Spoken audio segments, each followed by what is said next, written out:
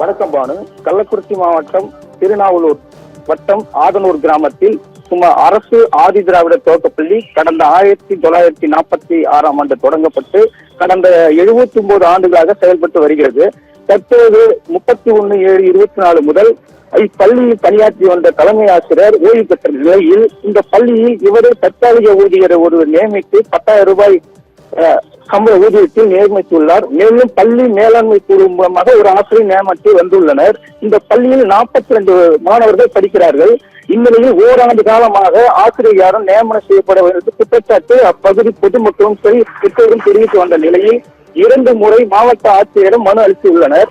இந்நிலையில் அப்பள்ளி அந்த ஆதனூர் கிராமத்தில் உள்ள பொதுமக்கள், பெற்றோர்கள் மற்றும் பள்ளி மாணவர்கள் 42 பேர் உடன் பேருந்தில் கள்ளக்குறிச்சி மாவட்ட ஆட்சியர் அலுவலகத்தில் மனு கொடுக்க திரண்டதால் சிறிது நேரம் பரபரப்பு ஏற்பட்டது.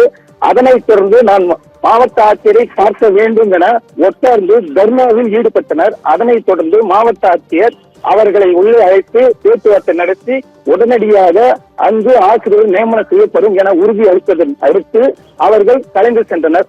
பானு.